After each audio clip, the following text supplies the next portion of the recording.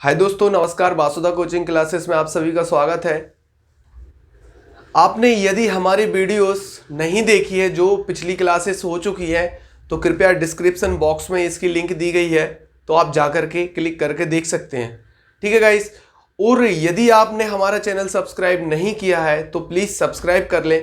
क्या होता है कि हम जो वीडियोस डालते हैं वो आप तक नहीं पहुंचती। क्योंकि आपके पास कोई भी मैसेज नहीं जाता है, तो इसलिए आप सब्सक्राइब कर लें और बेल आइकन को प्रेस कर लें, जिससे कि आपके पास तुरंत नोटिफिकेशन पहुंच सके। ठीक है गाइस। यदि आपको पता ना हो तो हमारी इंग्लिश, मैथ्स और एमपीजी के तीनों की क्लास चल रही हैं।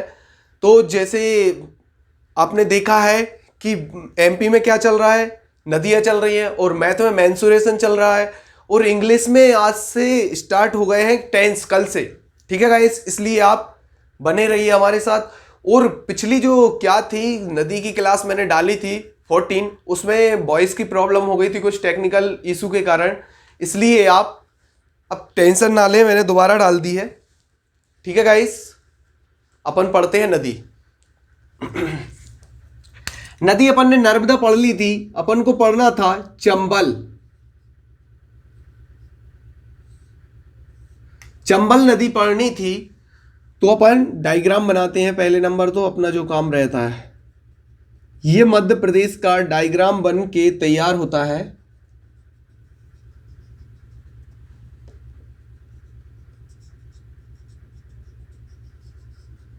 ये ठीक है गाइस। यदि अपन ने देखा था यहां से नर्मदा नदी अमरकंटक से निकलते हुए यहां गुजरात में और खंबात की खाड़ी में गिर जाती है। ठीक है, जो एस्टुरी बनाती है, जिसकी लंबाई 1312 किलोमीटर है, जो मध्य प्रदेश में 1077 किलोमीटर बहती है। और यदि देखें यहाँ तो यहाँ था अपना सावित्री सरोवर, और यहाँ पुष्कर सरोवर और कबीर सरोवर। ठीक है, और यही था शंभु धारा, कपिल धारा, दुर्गा धारा और दुग्ध धारा, बहुत सारे थे। और फिर आगे देखा था अपन ने तो यहाँ था अपना कौन सा, मानधाता, और पहले दर्दी था। यहाँ फिर भेड़ाघाट था, भेड़ाघाट में कौन सा, धुआंधार, जबलपुर में। और फिर यहाँ दर्दी और मानधाता कहाँ था, खंडवा में। और फिर सहस्त्रधारा अपना कहाँ था, तो यह था खरगोन में। और फिर यहाँ जारबानी आ जाता है जो गुजरात में था। ठीक है, और इसी पे काफी परियोजनाएं भी हैं। जैसे बड़ी बड़ी परियोजना देख लेते हैं तो अपन यहाँ था इंदिरा सागर परियोजना, जो कि खंडवा जिले में है। और फिर आगे चल के आता है तो ओंकारेश्वर परियोजना, और फिर महेश्वर परियोजना, और यहां था सरदार सरोवर परियोजना। यदि पूछता है इन तीनों का क्या क्यों बनाए गए, जो पुनासा डैम हुआ, ओंकारेश्वर हुआ और महेश्वर, तो यह है सरदार सरोवर परियोजना, जो सरदार सरोवर डैम के लिए पानी संचय करने के लिए यह तीनों डैम बनाए गए। ठीक है गाइस। और यदि देखें तो इसमें 16 जिलों से गुजरती है यह नदी, और इसमें इसमें जो नमामि देवी नर्मदे जो अपनी शोभा यात्रा हुई थी, अमरकंटक से स्टार्ट हुई थी, 3350 किलोमीटर चली थी। ठीक है, अब अपन थोड़ा देख लेते हैं इसमें। और इसमें प्राचीन शहर कौन कौन से थे, तो यहाँ त्रिपुरी था जो जबलपुर में है, और महेशमती था। ठीक है, और भी काफी शहर है, जैसे कि यहाँ अपना ओंकारेश्वर भी है, महेश्वर भी है, और इधर बड़वानी भी है। बड़वानी जो पूछता है तो नर्मदा नदी, और बुरहानपुर पूछेगा तो अभी अपन ताप्ती नदी पढ़ेंगे तो ताप्ती नदी के किनारे आ जाएगा। अब अपन पढ़ते हैं चंबल नदी। चंबल नदी मैंने आपको बताया था कहां से निकलती है, तो प्लीज जाएं और कमेंट बॉक्स में फटाफट टाइप कर दीजिए मेरे बताने से पहले। और आप फटाफट शेयर करके आए जब तक मैं ये डायग्राम बना रहा हूं।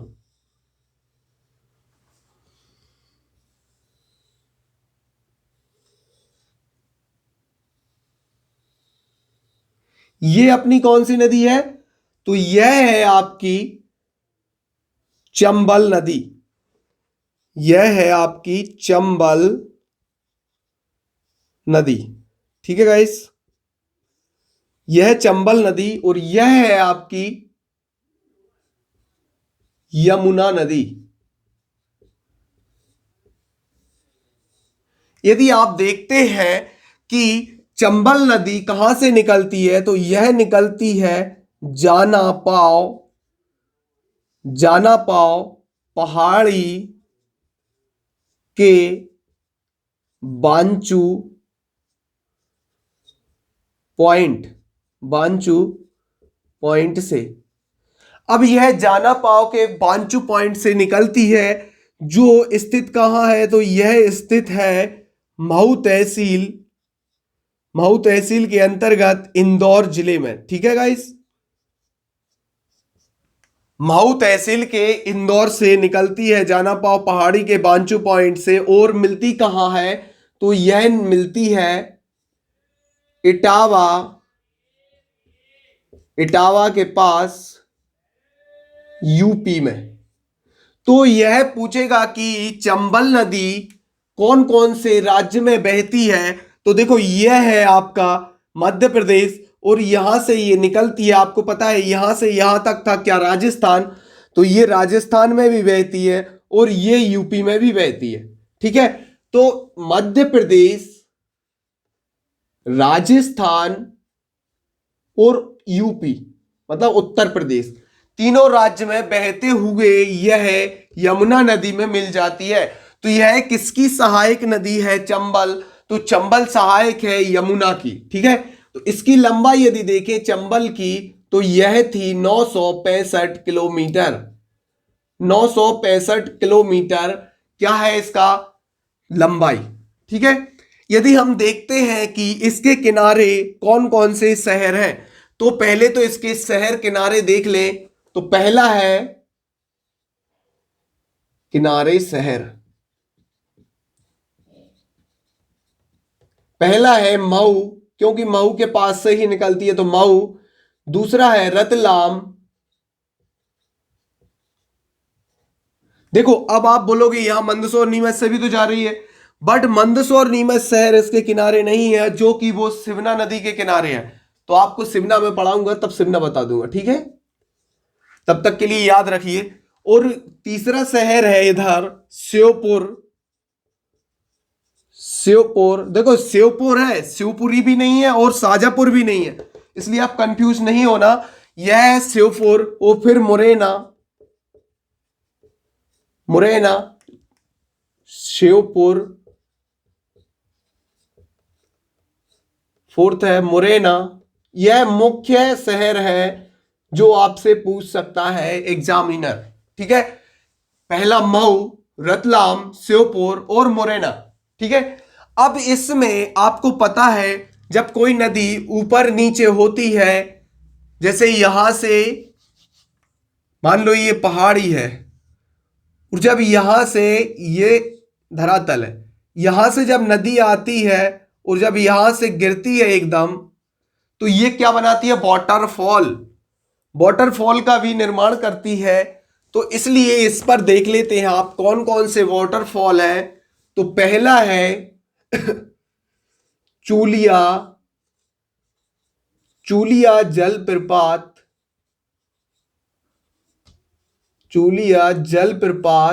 जिसकी ऊंचाई है 18 मीटर, और दूसरा है इसी पे झाड़ीदाह,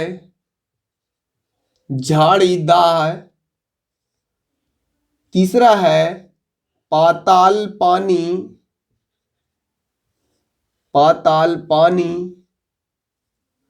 चौथा है शीतल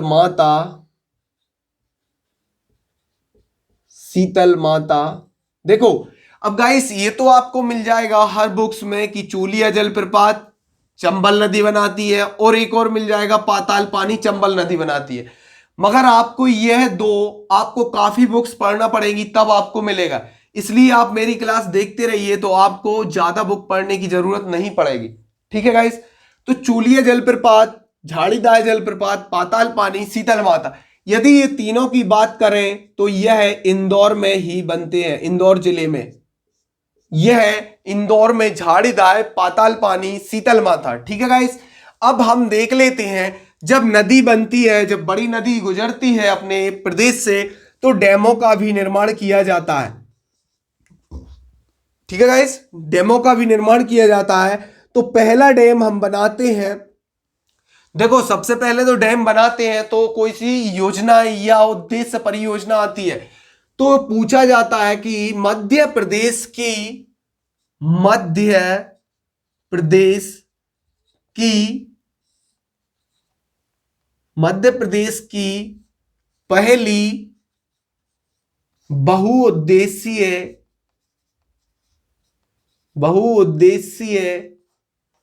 परियोजना।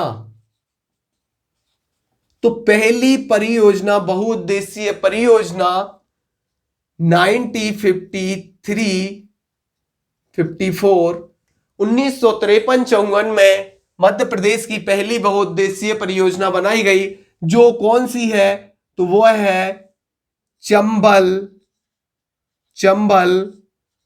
घाटी परियोजना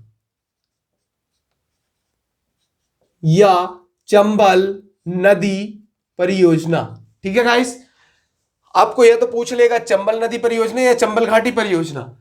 और जो चंबल घाटी परियोजना कब बनी? तो 1953-54। यह मध्य प्रदेश की पहली बहुउद्देशीय परियोजना है।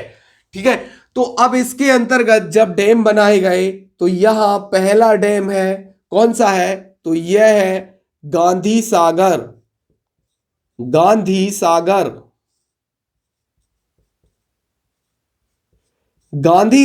डैम कहां पर स्थित है? तो यह है आपका नीमच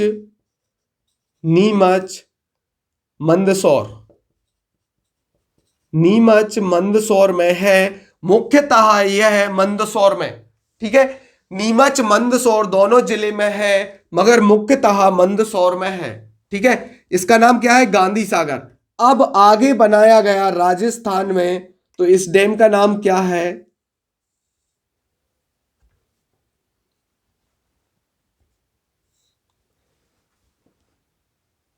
राणा सागर डैम है। और फिर इसके बाद आगे चल के नेक्स्ट बनाया गया, ऐसा नहीं है कि बिल्कुल पास ही, वो तो मैंने बनाया है पास ही है, क्योंकि काफी जगह ही नहीं है। तो यह कौन सा है? तो यह है जवाहर सागर डैम। यह कौन सा है? जवाहर सागर डैम। यह राणा सागर डैम भी राजस्थान में है और जवाहर सागर भी राजस्थान में है। और नेक्स्ट है कोटा बैराज।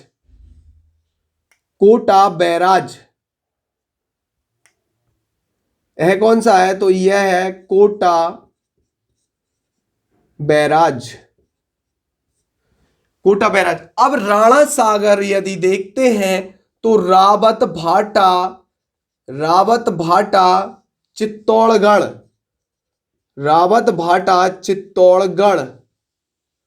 यह रावत भाटा चित्तौड़गढ़ जिले में है। और जवाहर सागर देखते हैं तो यह कोटा राजस्थान में है। और कोटा बैराज भी कोटा राजस्थान में। अब भाइयों अपनी कैसे याद रखना है कि इतने डैम हम कैसे याद रखें? तो इसकी ट्रिक मैं बता दूं। चंबल नदी की कोरागंज का से कोटा बैराज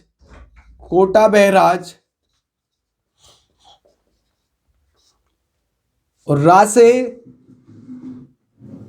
राणा सागर और गा से गांधी सागर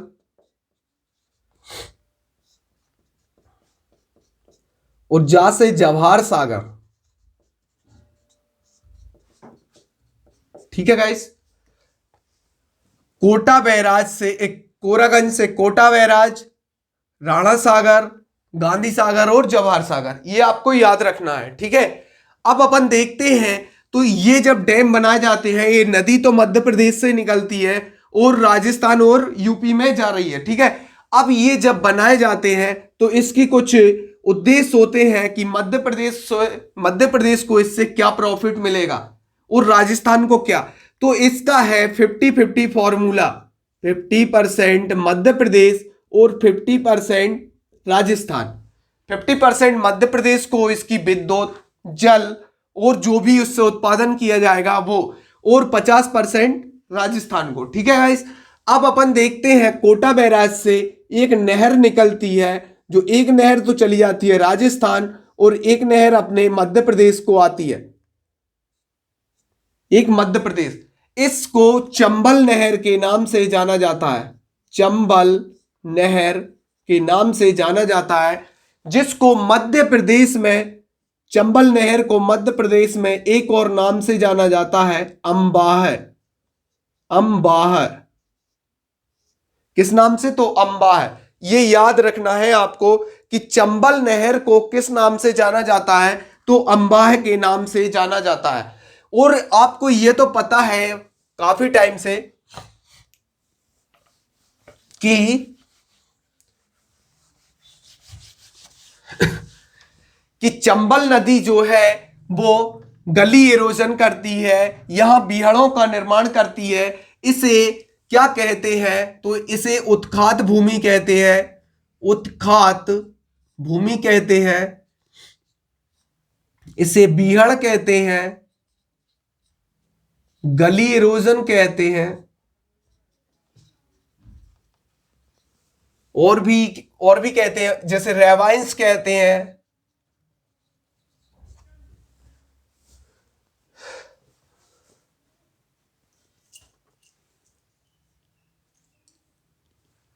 बीहड़ को ही इंग्लिश में क्या कहते हैं? रेवाइंस।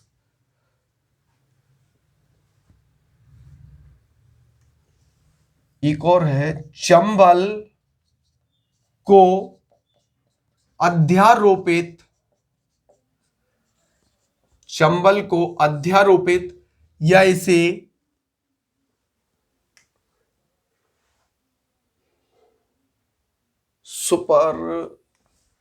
Super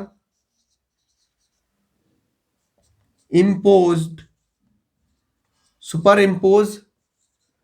river. जैसे मैंने आपको बताया था कि इसे, जो नर्मदा नदी को, इसे खुशी की नदी कहते हैं या प्लेजर ऑफ रिवर कहते हैं, ऐसे ही इसको सुपर इम्पोज रिवर कहते हैं, जो कहलाता है चंबल का अध्यारोपित या चंबल का अध्यारोपित। ठीक है। और उत्खात भूमि, बीहड़ को इंग्लिश में क्या कहते हैं? रेवाइंस। और गली इरोजन, यह सब क्या है? चंबल। और चंबल को डाकुओं की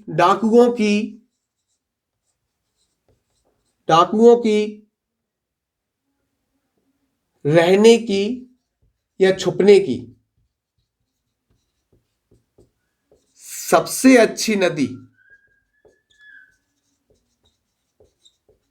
तो वह है चंबल, क्योंकि यह यहां आपके किनारों से मिट्टी खुद होती है और जिसमें क्या बीहड़ बनाती है। इसमें डाकुओं के लिए श्रद्धान या रहने की अच्छी मानी जाती है। ठीक है। अब यदि देखते हैं, इसमें एक संगम होता है, संगम यहां मंदसौर के यहां, तो वह होता है BSC। ये आपको याद रखना है, जो आप 12th के बाद करते हैं, चाहे साइंस से करें, चाहे मैथ से करें, चाहे फिजिक्स केमिस्ट्री जिससे भी करते हो। तो BSC, बी से बनास, एस से सीप और सी से चंबल। यह तीनों के संगम को रामेश्वर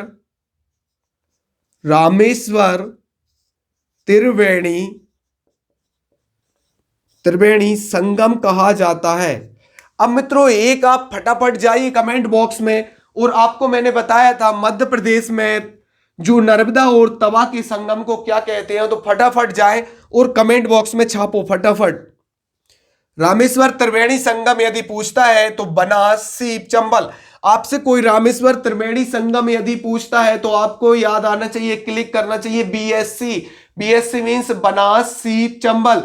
यदि आपको BSC आ गया तो ऑप्शन में आपको एलिमिनेट कर सकते हैं आप, बी से बनास, एस से, यदि बी से कोई सा वर्ड नहीं है तो वो आपका आंसर नहीं है, तो आपको बी से आ जाएगा, तो बनास, एस से सीप और सी से चंबल। ठीक है गाइस। अब आगे देखते हैं, पहले तो ये साफ करना पड़ेगा। यदि हम देखते हैं, यहीं पे लिख देते हैं कि मध्य प्रदेश में महाभारत में, मध्य प्रदेश की चंबल नदी को महाभारत में किस नाम से जाना जाता है? तो यह जाना जाता है पूर्णा। पूर्णा। और इसे यदि आप पुराणों में पूछते हैं, पुराणों में, तो इसका नाम मिलता है चरमावती। चरमावती। यदि महाभारत में पूर्णा नदी, महाभारत में चंबल नदी को देखते हैं तो पूर्णा, और पुराणों में चरमावती। अब हम थोड़ी सी बात और कर लेते हैं किसकी? तो वह कर लेते हैं आपकी बेतवा की। बेतवा कहां से निकलती है? तो बेतवा कुमरा गांव, कुमरा गांव रायसेन, कुमरा गांव रायसेन से निकलती है और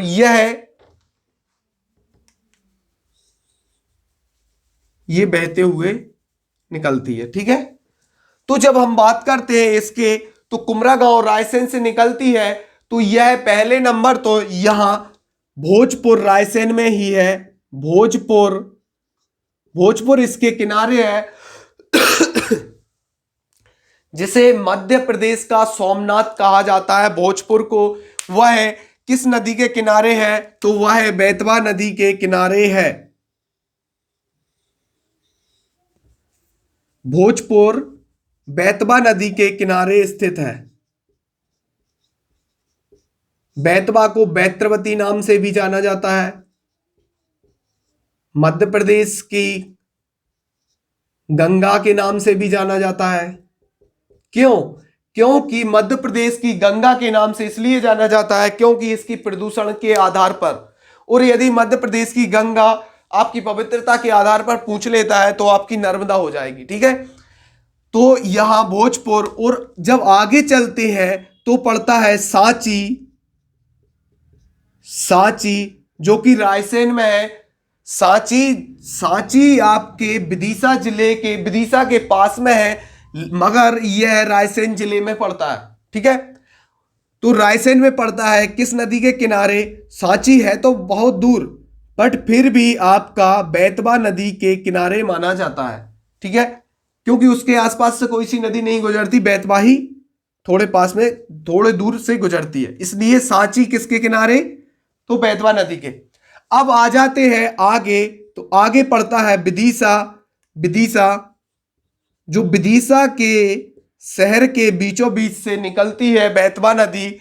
इस पे एक है चरण तीर्थ, चरण तीर्थ घाट, चरण तीर्थ घाट। और आगे जब चलते हैं आप तो इसकी एक सहायक नदी है बीना।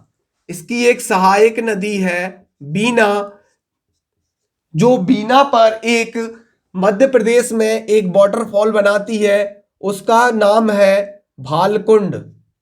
भालकुंड यह है राहतगढ़ में, राहतगढ़ तहसील में बनाती है, राहतगढ़ में ही बनाती है। ठीक है, राहतगढ़ तहसील सागर में आती है। ठीक है, अब बीना नदी पर एक और देखें, मध्य प्रदेश के प्रथम साक्ष्य सती प्रथा के जो एरण में मिलते हैं। एरण वो प्राचीन स्थल कहां मिलता है? तो बीना नदी के किनारे ही मिलता है। अब आगे बात करें तो आगे जब आगे देखते हैं तो आपका क्या पड़ता है? तो बीना नदी के किनारे आगासौद, आगासौद जो आपको पता है आगासौद रिफाइनरी है, आगासौद रिफाइनरी है, वह भी कहां पड़ती है? तो बीना नदी के किनारे है। और आगासौद रिफाइनरी बीना जंक्शन के पास में पड़ती है, और यह ओमान देश के सहयोग से बनाई गई, और नेक्स्ट क्लास में भी बताऊंगा आपको। और आगे चल के यहां आपका कौन सा पड़ता है? तो ओरछा। ओरछा में क्या है? तो कंचन घाट। यह आपके कहां मिल जाती है? तो यह मिलती है आपकी हमीरपुर, हमीरपुर यूपी। तो यह कौन कौन से राज्य में बहती है? तो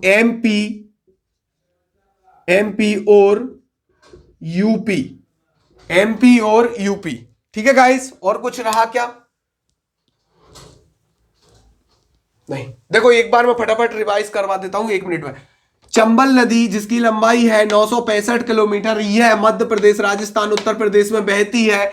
यदि मध्य प्रदेश को अपन देखते हैं तो इस पे डैम कौन कौन से, तो गांधी सागर, राणा सागर, जवाहर सागर, कोटा बैराज, इसको मैंने क्या बताया, कोरागंज, ठीक है। जो गांधी सागर है वो मंदसौर, नीमच, मुख्यतः मंदसौर, और राणा सागर जो है रावतबाटा, चित्तौड़गढ़, और जवाहर सागर है वो कोटा राजस्थान में, और कोटा बैराज कोटा राजस्थान में, ठीक है गाइस। हम देखते हैं यदि रावतबाटा ये कि यहाँ न्यूक्लियर पावर स्टेशन भी है, ठीक है। और आगे देखते हैं तो यह इटावा के पास मिल जाती है, और यह सुपर इम्पोज्ड रिवर कहलाती है। चंबल का अध्यारोपित उत्कात भूमि बनाती है। बीहड़ को रेवाइंस कहते हैं, गली इरोजन, ठीक है। अब इस पे देखते हैं तो कौन कौन से जलप्रपात, तो चूलिया जलप्रपात, झाड़ीदार जलप्रपात, पाताल पानी, शीतल माता, ठीक है। इसके किनारे शहर मऊ, रतलाम, श्योपुर, मुरैना, ठीक है। इतना आपको याद रखना है अच्छे से। और रामेश्वर, त्रिवेणी संगम, जो BSC बनास, सीप, चंबल, ठीक है गाइस। आज के लिए इतना ही काफी। और आप प्लीज सब्सक्राइब कर लीजिए, क्योंकि आपके पास नोटिफिकेशन नहीं जाता है, इसलिए आप सब्सक्राइब कर लें और बेल आइकन को प्रेस तो जरूर ही कर लें। और यदि आपको अच्छी लगती है तो लाइक करें, वरना ना करें, कोई दिक्कत नहीं है। आप बट शेयर जरूर कर दिया करो। क्या होता है किसी को जरूरत पड़ जाए, गरीब बच्चों को जो फीस अफोर्ड नहीं कर पाते हैं, उनके लिए यह काम में आ जाती है, तो आप उनका कारण बन जाते हैं। किसका? तो सक्सेस का, ठीक है guys. Bye bye, take care.